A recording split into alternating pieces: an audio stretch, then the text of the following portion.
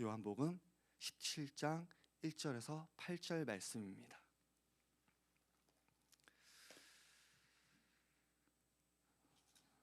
신약성경 176페이지, 177페이지입니다. 오늘 말씀 요한복음 17장 1절에서 8절 말씀입니다.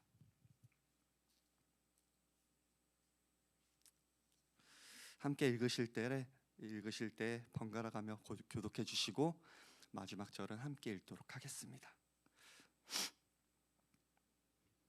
예수께서 이 말씀을 하시고 눈을 들어 하늘을 우러러 이르시되 아버지여 때가 이르렀사오니 아들을 영화롭게 하사 아들을 아버지를 영화롭게 하게 하옵소서. 이들에게 주신 모든 사람에게 영생을 주게 하시려고 만민을 다스리는 권세를 아들에게 주셨음이로소이다. 영생은 곧 유일하신 참 하나님과 그가 보내신 자 예수 그리스도를 아는 것이니이다. 아버지께서 내게 하라고 주신 일을 내가 이루어 아버지를 이 세상에서 영화롭게 하였사오니 아버지여 창세전에 내가 아버지와 함께 가졌던 영화로서 지금도 아버지와 함께 나를 영화롭게 하옵소서. 세상 중에서 내게 주신 사람들에게 내가 아버지의 이름을 나타내었나이다. 그들은 아버지의 것이었는데 내게 주셨으며 그들은 아버지의 말씀을 지키었나이다. 지금 그들은 아버지께서 내게 주신 것이 다 아버지로부터 온 것인 줄 알았나이다. 나는 아버지께서 내게 주신 말씀들을 그들에게 주었사오며 그들은 이것을 받고 내가 아버지께로부터 나온 줄을 참으로 아오며 아버지께서 나를 보내신 줄도 믿었사옵나이다. 아멘. 할렐루야. 이 시간 또 주님을 사모하는 마음으로 함께 예배 자리에 나오신 여러분들을 사랑하고 축복합니다. 오늘은 알고 나면 비로소 보이는 것들이란 제목으로 말씀을 나누려고 합니다. 우리가 인생을 살아가다 보면 처음에는 의미를 모르고 그리고 당연시 여기던 것들이 정말 소중하고 감사한 것임을 깨닫게 되는 순간이 옵니다. 우리가 어린아이였을 때 부모님의 사랑과 희생이 당연해 보였습니다. 그저 우리를 보살피고 먹이고 재워주시는 게 부모라 여겼습니다. 그러나 시간이 흘러 나이가 들고 직접 삶의 무게를 지게 되면 부모님이 나에게 베풀었던 헌신과 사랑이 얼마나 놀라운 것인지 비로소 알게 되고 깨닫게 됩니다. 제 얘기를 잠시 하자면 저희 부모님께서도 목회를 하십니다. 근데 저희 부모님은 가정에서 제 앞에서 단 한 번도 싸우시는 모습을 보이신 적이 없었습니다. 대단하시죠? 네. 뒤에서는 당연히 싸우셨겠죠? 네. 그런데 제 앞에서는 단 한 번도 싸우신 적이 없었습니다. 어렸을 때는 이러한 환경이 당연한 건 줄 알았는데 그런데 커가면서 주변 환경을 돌아보니 당연한 게 아니더라고요. 정말 어려운 환경, 정서적으로 고통스러운 환경이 정말 많다는 것을 알고 나니 그때부터 부모님께 늘 감사했고 정말 존경하는 부분 중 하나라고 생각합니다. 이처럼 우리가 알고 나면 비로소 보이는 것들이 우리 인생에는 숱하게 많습니다. 오늘 함께 살펴볼 본문에서는 이제 하나님이 예정해 두신, 하나님이 계획해 두신 십자가 사건을 앞에 두고 예수님께서 하나님을 향해, 아버지를 향해 간절히 기도하는 장면을 볼 수 있습니다. 어제 새벽 예배를 통해 말씀을 들었다시피 16장에서 보면, 25절에서 보면 예수님께서 지금까지 비유로 말씀하셨을 때 제자들은 온전히 이해하지 못했습니다. 당시 제자들에게는 이 예정된 십자가의 사건과 그리고 본문과 같은 예수님의 기도는 아직까지 난해하게 들렸을지도 모릅니다. 십자가가 무엇을 의미하는지, 왜 예수님이 그런 고난을 겪어야 하는지 명확히 알지 못했기 때문입니다.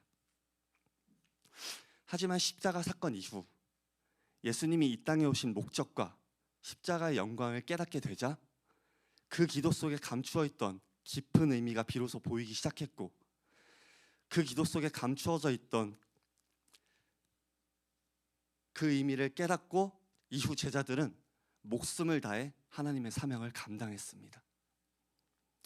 오늘 우리도 요한복음 17장 1절에서 8절 본문을 통해 알고 나면 비로소 보이는 것들을 살펴보며 은혜 나누기를 소망합니다.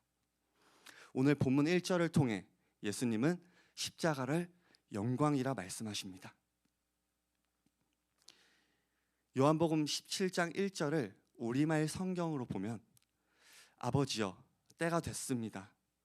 아들이 아버지께 영광을 돌릴 수 있도록 아들을 영광스럽게 하소서.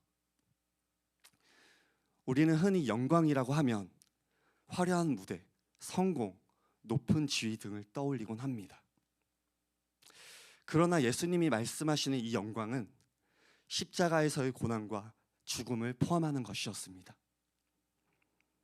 성경 배경으로 당시 로마 제국에서 이 십자가의 형은 반역자나 흉악범들에게 내려지는 가장 치욕스러운 사형 방식이었습니다.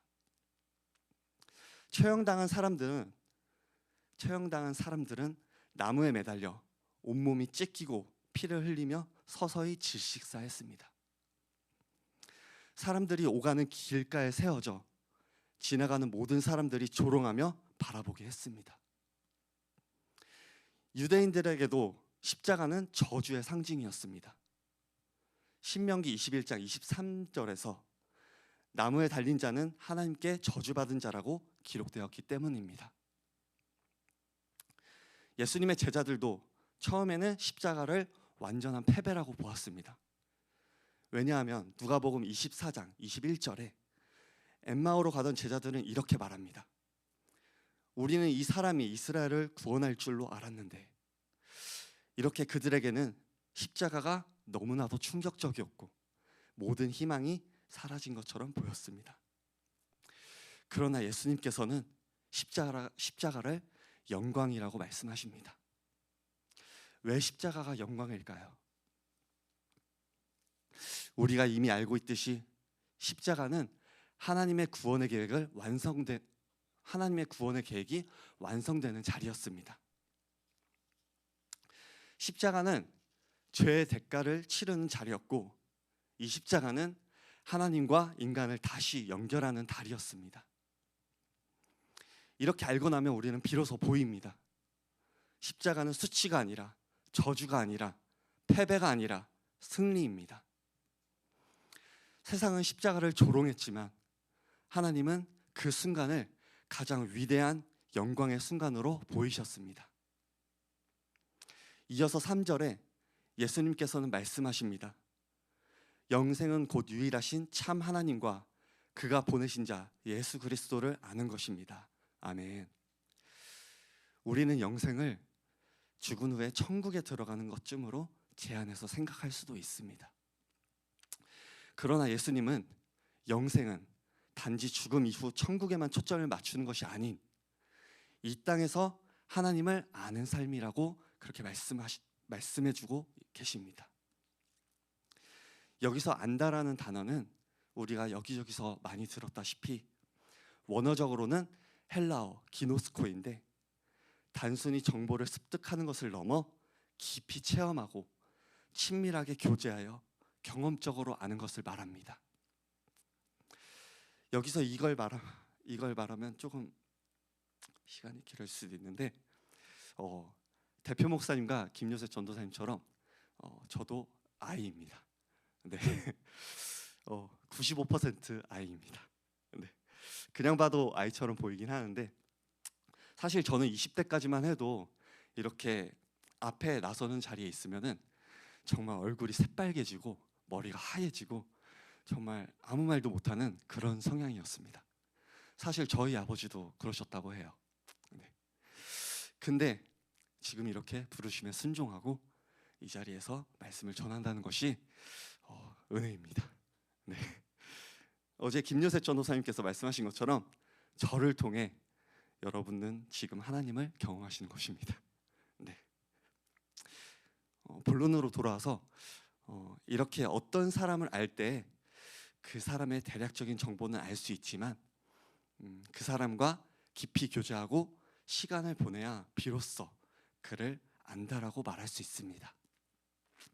마찬가지로 하나님을 안다는 것은 그분을 향해 지식적으로 그렇구나 하는 그런 차원이 아니라 친밀하고 깊은 교제를 통해 하나님을 경험하는 일입니다. 결국 예수님께서 말씀하시는 영생은 현재 이 삶 속에서 시작되는 것입니다.